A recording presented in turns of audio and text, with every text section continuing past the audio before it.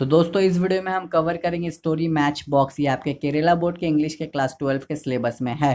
तो हम इसे स्टार्ट करेंगे। उससे पहले मैं आपको बता दूं कि मैं आपके केरला बोर्ड के इंग्लिश के क्लास 12 के सिलेबस को कंप्लीट कर रहा हूं और अब तक मैंने बहुत सारे चैप्टर के ऊपर पहले से ही वीडियोस बना दिए हैं।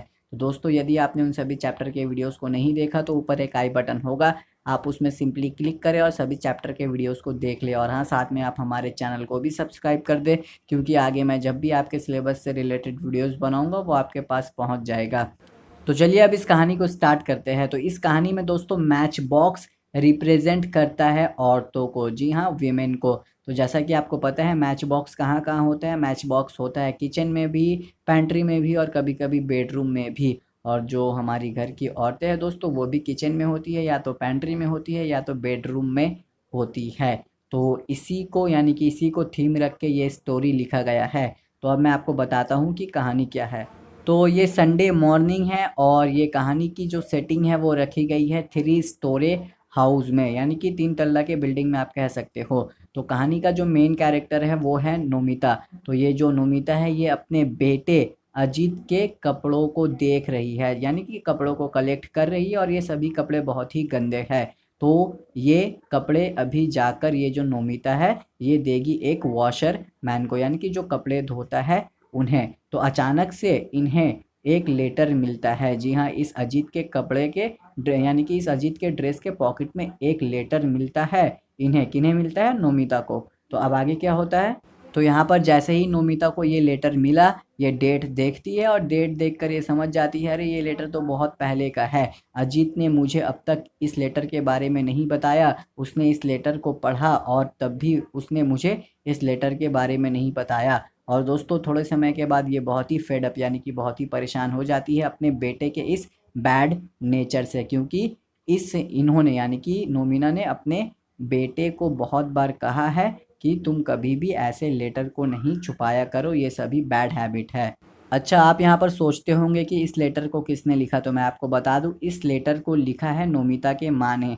जी हाँ, वो एक विडो है। जी हाँ, वो एक गरीब विधवा है। उन्होंने इस लेटर को इसलिए लिखा है क्योंकि उन्हें पैसे चाहिए। उनका जो घर है वो डैमेज हो चुका है, तो उसे सही करने के लिए इन्हें पैसे चाहिए। तो यहाँ पर आपको पता चला ये जो नोमिता की माँ है ये विधवा है और ये बहुत ही गरीब है। लेकिन इनकी बेटी जो नोमिता है इनका शादी एक अच्छे यानी कि वेल्दी फैमिली में हुआ है। तो ये जो अजीत है ना दोस्तों, इसे अच्छा नहीं लगता। जी हाँ, जब भी लेटर यहाँ पर आता है अजीत को अच्छा नहीं लगता और वो अपने माँ से यानी कि अपने माँ के पास वो हमेशा अपने दादी माँ या नानी माँ, आप कुछ भी कह सकते हो, कुछ भी क्या कहोगे दोस्तों, यहाँ पर नानी माँ होगी। तो ये अपने नानी माँ का इंसल्ट हमेशा करते रहता है नोमिता के पास यानी कि अपने माँ के पास। तो यहाँ पर अभी नोमिता लेटर लेकर है, अचानक से यहाँ पर आ जाता है अजीत। तो माँ पूछती है कि क्या हुआ, लेटर आया था, तुमने लेटर को मुझे क्यों नहीं दिया। तो ये अजीत कहता है मुझे लेटर के बारे में नहीं पता था। हालांकि मैं आपको बता दूं दोस्तों, इस अजीत ने जानबूझकर लेटर को नहीं दिया था। तो अब यहाँ पर दोस्तों एक घटना हो जाती है। जी हाँ, आप इसे घटना कह सकते हो, क्योंकि इस अजीत को बिल्कुल भी तरीका नहीं है कि अपने माँ से कैसे बात करना चाहिए। तो पहले तो इसने कहा कि मुझे नहीं पता था कि कोई लेटर आया था, यानी कि इसे पता था लेकिन ये भूल गया था कि कोई लेटर आया है। तो थोड़ी देर बाद इसकी माँ जब कहती है जब लेटर आया था तब तुम्हें तो मुझे बताना चाहिए था, ये बहुत ही बैड मैनर है कि तुमने मुझे नहीं बताया।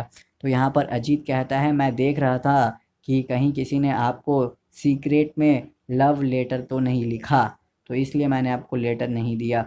तो दोस्तों माँ को बिल्कुल भी ऐसा नहीं कहना चाहिए। तो यहाँ पर नोमिता बहुत ही हर्ट हुई और बहुत ही फ्यूरियस यानी कि ये बहुत ही गुस्सा हो जाती है। अजीत अपने माँ को कहता है कि अगर आप मेरे ऊपर चिल्लाइएगा या आप मुझे डांटिएगा तो आप देख लेना। तो दोस्तों इसके ऊपर जो नोमिता है वो कुछ नहीं करती, वो क्या करती है, वो एक मैच बॉक्स लेती है और वो अपने साड़ी के एंकल को यानी कि साड़ी के निचले हिस्से में आग लगा देती है। अजीत ने इस चीज़ को कभी भी एक्सपेक्ट नहीं किया था और अजीत इसके बाद थोड़ा बहुत डरने लगता है। जी हाँ, जैसे ही नोमिता ने अपने साड़ी में आग लगाया अजीत डरने लगता है। अजीत कहता है कि anger is not good for a women, यानी कि औरत के लिए गुस्सा सही नहीं है। तो दोस्तों अब अचानक से जो नोमिता की नाइसी है रीनी, वो यहाँ पर आ जाती है और कहती है कि वॉशरमैन आया हुआ है। जी हाँ, वॉशरमैन, जैसे कि मैंने आपको कहा था कि नोमिता कपड़े कलेक्ट कर रही थी ताकि वो वॉशरमैन को दे सके। तो यहाँ से अब नोमिता चले जाती है और वो नीचे जाती है, यानी कि सीढ़ियों से वो नीचे जाती है वॉशरमैन के पास कपड़े देने के लिए। तो जैसे ही ये कपड़े दे देती है उसके बाद ये जाती है किचन में, जहाँ पर पहले से ही औरतें हैं। कौन कौन औरतें हैं वो तो नहीं बताया गया है, सिर्फ बताया गया है कि वहाँ पर औरतें हैं जो खाना पका रही है। तो यहाँ पर जो औरतें पहले से हैं ना, जब नोमिता यहाँ पर आती है उस वक्त ये सभी औरतें नोमिता को टीज यानी कि परेशान करते हैं। जैसे औरतों का है ना, कहते हैं अरे अरे तुम तो लेट से आई हो, मैं तो कब से यहाँ पर खाना बना रही हूँ, तो ब्ला ब्ला यही सब चीज़ें दोस्तों। तो अब क्या होता है, यहाँ पर एक औरत है जो नोमिता के जले हुए साड़ी को, यानी कि साड़ी का निचला हिस्सा नोमिता ने जला लिया था, तो ये नोटिस करती है। तो इसके ऊपर जो नोमिता है वो कहती है अरे जब मैं हॉट पॉट ऑफ वाटर, यानी कि पानी का जब मैं हॉट पॉट स्टोव से उतार रही थी उस वक्त जल गया था। और दोस्तों यहीं पर ये कहानी ख़त्म। तो यहाँ पर जो ऑथर है जिनका नाम है आशापूर्णा देवी, तो यहाँ पर हमें ये बताना चाहती है कि जो औरत है वो हमेशा घर में दब कर रहती है। जी हाँ, वो अंदर से दुखी होती है लेकिन वो बाहर से कभी भी नहीं जताती। और दोस्तों मैं आपको बताता चलूँ, यही तो खासियत होती है औरतों की। तो मिलेंगे आपसे बहुत ही जल्द अगले वीडियो के साथ, तब तक के लिए good bye, take care, have a nice day. ये कहते हैं अमन दत्तरवाल अपने वीडियो में, मैंने भी कह दिया। तो मिलते हैं आपसे बहुत ही जल्द।